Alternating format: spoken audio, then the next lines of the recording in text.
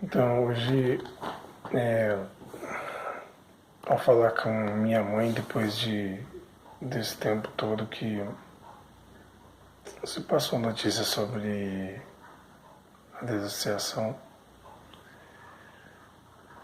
e quanto mais eu li a Bíblia, mais eu vejo motivos para deixar de acreditar nessa doutrina. De forma alguma eu vejo Jesus ignorando as pessoas e deixando de falar de Deus com elas. Isso daí piorou.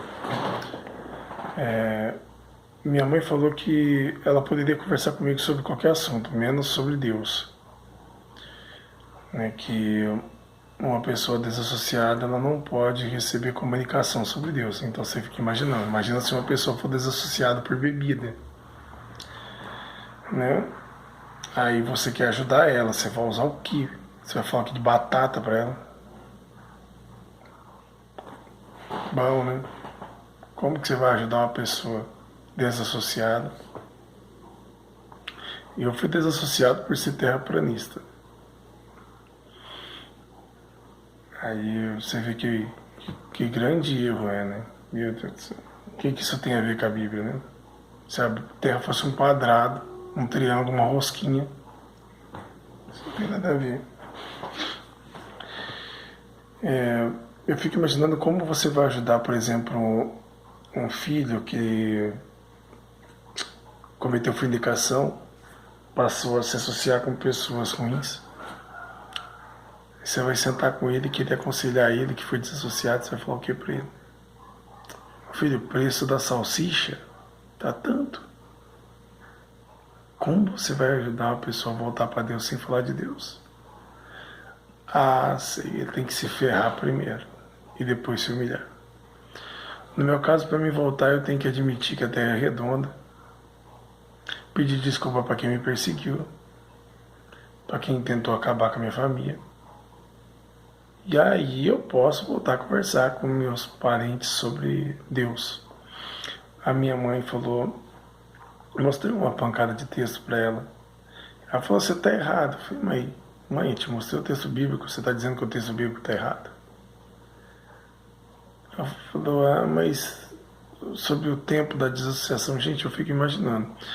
Jesus, o Cordeiro de Deus, o Messias, ele, para morrer, aí do lado dele, um bandido, falou assim, lembra de mim quando estiver no teu reino. Ele falou, te digo hoje, estarás comigo no paraíso. Ele não teve muito tempo, porque já se arrependeu assim que ele falou com ele.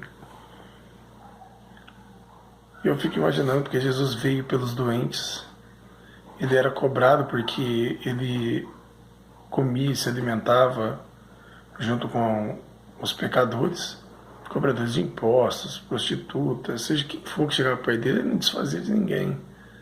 Aconselhava a pessoa se redimia e ele ajudava a pessoa a se manter no caminho de Deus.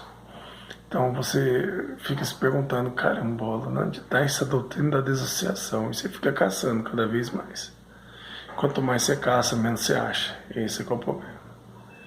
Por exemplo, a pessoa te dá uma ordem assim, você pode falar com seu filho, mas você não fala sobre Deus com ele, né? E você fica, bom, mostra para mim na Bíblia. Por que eu não posso falar de Deus com meu filho, com meu irmão, com meu pai? E aí, você não pode falar isso não, porque se você falar, você é desleal à organização. E o marido da minha esposa, pai de meus filhos, respeito minha esposa, ensino a Bíblia para meus filhos, dou estudos bíblicos e ajudo as pessoas a entender sobre Deus, o pouco que sei, porque não sei muita coisa. Mesmo assim, fui desassociado porque não acredito que a Terra é uma bola. Aí a pessoa não te dá ela não te dá nem oportunidade de você explicar por que você acredita naquilo. E no julgamento chamado de comissão, É somente 3 anciões contra você. E aí, se ele estiver errado, a sua palavra conta de 3 pessoas que se dizem líderes. Aí fica difícil, né? Fica difícil você limpar seu nome da sujeira que vai acontecer. Eu fui chamado de apóstata por todos os meus irmãos. Fui bloqueado bem antes de ser desassociado. Foi anunciado a minha desassociação e eu não pude nem me defender. Eu não podia chegar nos meus parentes e falar: eu fui desassociado, mas eu não cometi pecados, eu simplesmente não acredito na ciência. Nem isso você pode. Seu nome é sujo e você não pode falar nada. Seus amigos agora passam perto de você e não olham na sua cara. Finge que você não existe. Falando com meu irmão, mostrei esse texto bíblico para ele, principalmente de 1 Coríntios 4, do 3 ao 5. E se você tiver com o site JW, você pode clicar nele várias vezes, e quanto mais você clica naquelas letrinhas, mais textos aparecem comprovando que o ser humano não tem essa capacidade de fazer o que fazem, destruir o contato de uma pessoa com a outra. Quantas e quantas pessoas pecadoras chegaram perto de Jesus e ele perdoou. E ele disse: aquele que mais se perdoa, mais é amado. E o que mais tem erro, mais é perdoado. Ele disse que quando uma pessoa se arrepende, a alegria no céu. É uma coisa impressionante, né? Aí li que o templo de Deus é o nosso corpo. E que Jesus é nosso líder. João 14,6. Ele é o caminho, a verdade e a vida. A vida eterna está em seguir o que está escrito na palavra de Deus. Ler e seguir. E aí você cata um texto bíblico, manda para a pessoa pá! Não, mas a sentinela não diz isso. Pá! Essa publicação não diz isso.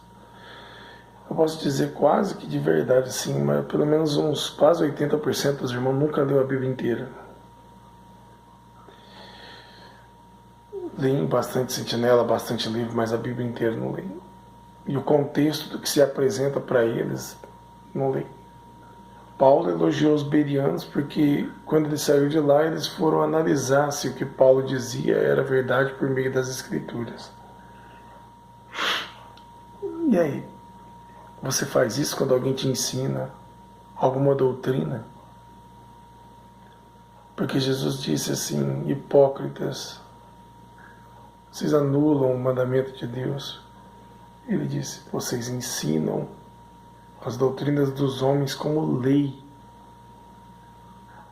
tradição dos homens como lei. Aonde está escrito na Bíblia que você tem que ficar 1 ano sem olhar na cara do seu irmão?